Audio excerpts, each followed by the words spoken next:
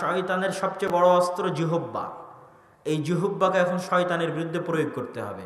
আউল foul বকা বন্ধ, গল্পগুজব বন্ধ, গীবত তহমত বন্ধ, তাহলে শয়তান বিপদে। জিহব্বা এখন কি কাজে লাগবে? বাড়িতে প্রবেশ করলে আসসালামু আলাইকুম, খেতে বসলে বিসমিল্লাহ, বাড়ি থেকে বের হলে বিসমিল্লাহি তাওয়াক্কালতু আলাল্লাহ লা হাওলা ওয়ালা কুওয়াতা ইল্লা বিল্লাহ, গাড়িতে উঠলে সুবহানাল্লাযী সাখখারা লানা হাযা ওয়া মা কুন্না লাহু মুকরিনিন ওয়া ইন্না ইলা রাব্বিনা লামুনকালিবুন। স্ত্রীর কাছে গেলে এটা, নতুন জামা কিনলে এটা, নতুন কাপড় পরলে এটা, বাড়ি থেকে বের হলে এটা, টয়লেটে প্রবেশ করলে এটা, টয়লেট থেকে বের হলে এটা।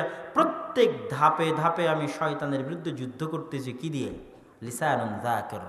শয়তানের বিরুদ্ধে একটা অদৃশ্য দুর্গ তৈরি করতেছি, অদৃশ্য বুদ্ধ তৈরি করতেছি, অদৃশ্য বর্ম গায়ে ধারণ করতেছি, যে অদৃশ্য বর্ম দুর্গকে ভেদ করে পৃথিবীর কোনো শক্তি, পৃথিবীর কোনো শয়তানি শক্তি, কোনো কুদৃষ্টি, কোনো বদ নজর, কোনো জাদুটোনা, কোনো কিছু শয়তানের কোনো ওয়াসওয়াসা যদি কেউ প্রতিনিয়ত পড়তে থাকে, লিসানুন যাকির, ভেদ করে তার অন্তরে প্রভাব সৃষ্টি করা শয়তানের পক্ষে, কুদৃষ্টির পক্ষে, বদ নজরের পক্ষে, জাদুটোনার পক্ষে অসম্ভব, ইম্পসিবল।